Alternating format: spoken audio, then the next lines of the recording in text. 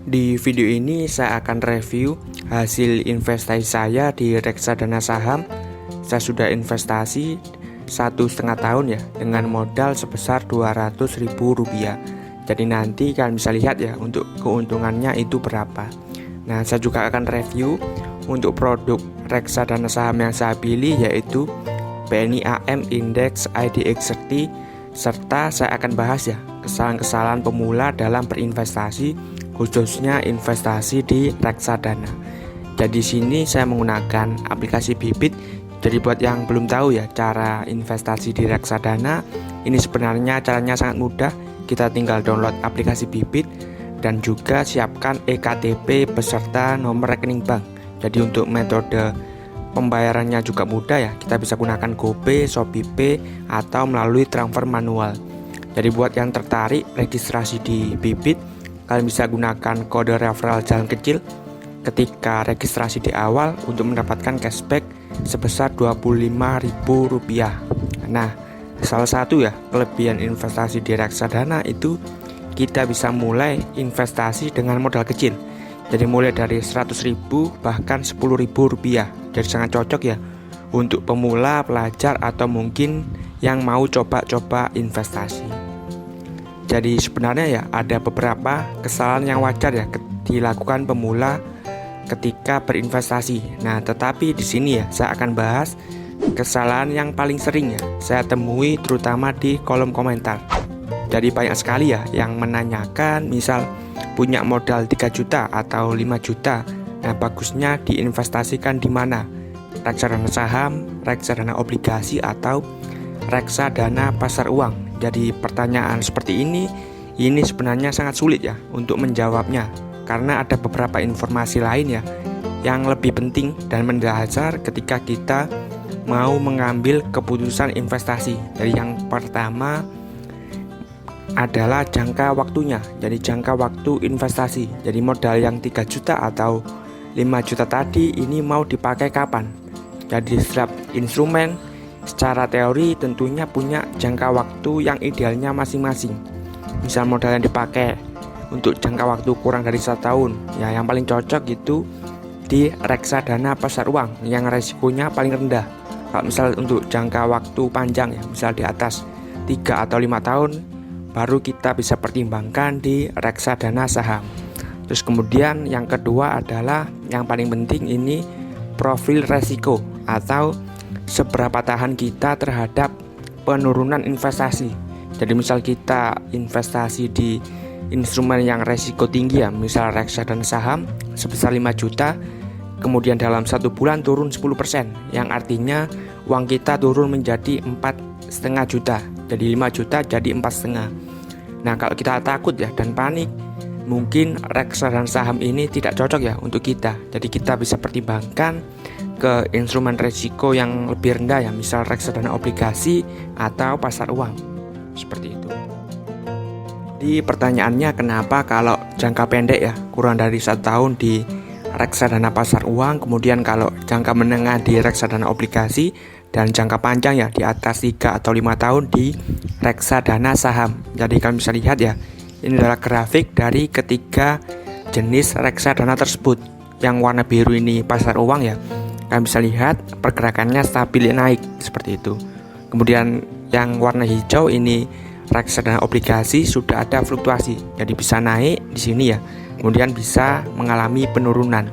Nah, yang warna ungu ini yang resikonya paling tinggi, yaitu reksadana saham. Jadi bisa naik cepat, turun cepat, kemudian juga bisa naik ya dalam misal 1 minggu itu naik sangat tinggi seperti itu. Jadi kenapa yang pasar uang untuk jangka pendek? Karena ini stabil. Kalian bisa lihat selalu mengalami kenaikan. Jadi kalau misal kita investasi jangka pendek, ini bisa terbilang aman seperti itu. Kalau misal di saham kan, misal kita beli di sini ya pada tanggal 13 Januari 2021, kemudian kita ingin butuh uang ya, misal kita beli kemudian jual di sini ya 14 Juli, ini rugi hampir 20%. Jadi sekitar 6 bulan ya, dari Januari sampai Juli ini rugi 20%. Jadi kalau reksadana saham yang warna ungu ini sangat beresiko. Jadi buat pemula mungkin yang mau coba-coba investasi ya di pasar uang ya, yang warna biru. Untuk indikator yang penting diperhatikan ya, yaitu drawdown.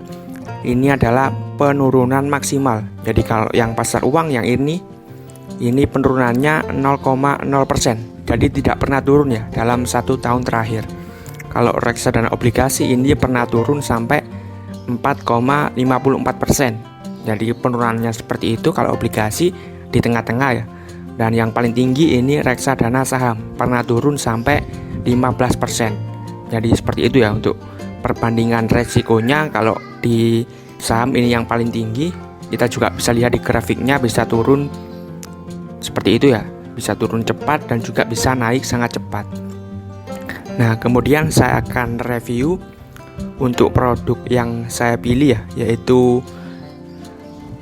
produk BNI AM Index IDX30. Kita bisa search di sini ya, bagian reksadana saham.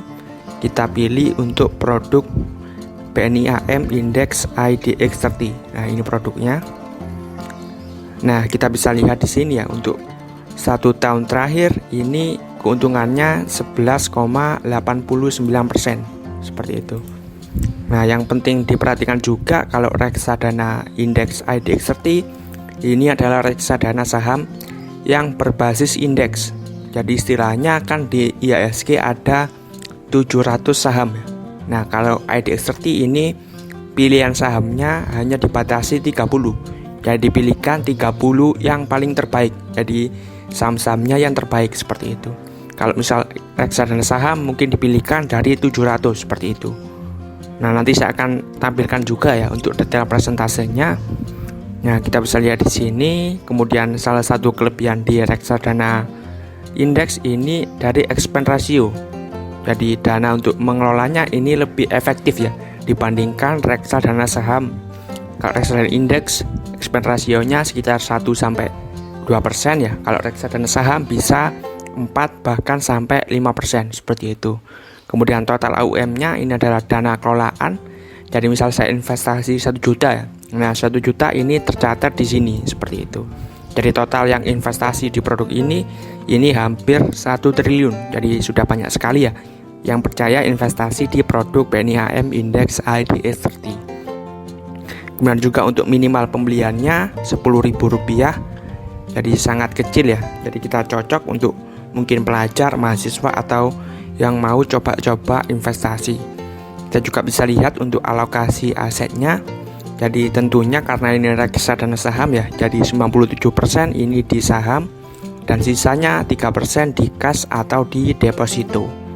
Untuk produk-produk atau saham yang dipegang ada Astra Internasional, kemudian Bank BCA dan Bank BNI ya.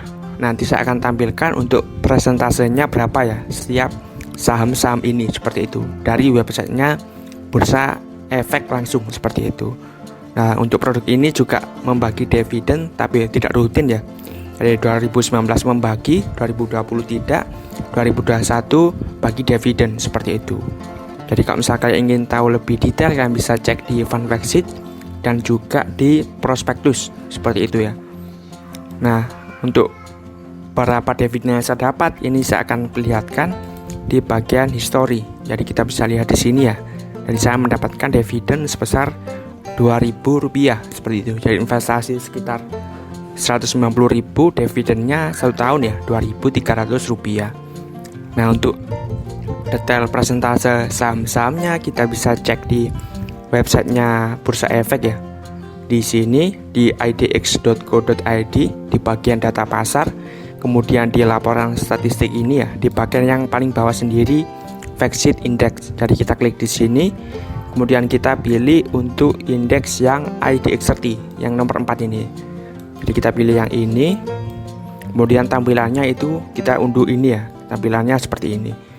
Dari sini kita bisa lihat ya untuk fact sheet index dari indeks IDX30. Untuk komposisi saham-sahamnya itu kita bisa lihat di sini ya. Nah, seperti ini. Jadi yang paling banyak, yang paling tinggi ya prosentasenya ini di Bank BRI 16,86%, kemudian Bank BCA 15,16, dan yang terakhir SMGR ya atau Semen Indonesia ini 2,43. Jadi 10 saham ini memegang 76%. Jadi sisanya 20 perusahaan, karena IDX 30 ada 30 perusahaan ya. Jadi 10 yang terbesar ini dan sisanya 20 perusahaan ini memegang 25%. Jadi kalian bisa lihat ya, untuk saham-sahamnya ini sangat terkenal ya. Pasti kalian sudah tahu semua, Bank BRI. Nah, kemudian Bank BCA, Telkom Indonesia, kemudian Bank Mandiri, Astra Internasional, Bank BNI ya, Unilever, sampai Semen Indonesia. Jadi istilahnya kalau IDX 30 ini diinvestasikan ke 30 saham yang terbaik ya, yang ada di Indonesia. Kemudian untuk presentasinya kita juga bisa lihat ini dominan di sektor finansial ya, atau keuangan. Di sini kalau yang contohnya itu Bank BRI finansial, dan juga Bank BCA juga finansial. Jadi yang paling tinggi finansial 46%, kemudian infrastruktur 14,2, dan yang paling kecil ini konsumer siklikal ya, 1,9%. Kita juga bisa lihat bandingkan kinerjanya dengan IHSG dan juga LQ45. Nah, di sini untuk hasil investasinya kita bisa lihat di sini ya. Saya investasi Rp190.000 dan selama 1,5 tahun ya, hampir 1,5 tahun ini saya untung 20%, atau kalau dirupiahkan ya, atau itunya 39.000 atau hampir 40.000. Jadi investasi 190.000 di reksadana saham berbasis indeks ya, ini untung sekitar 20%, seperti itu.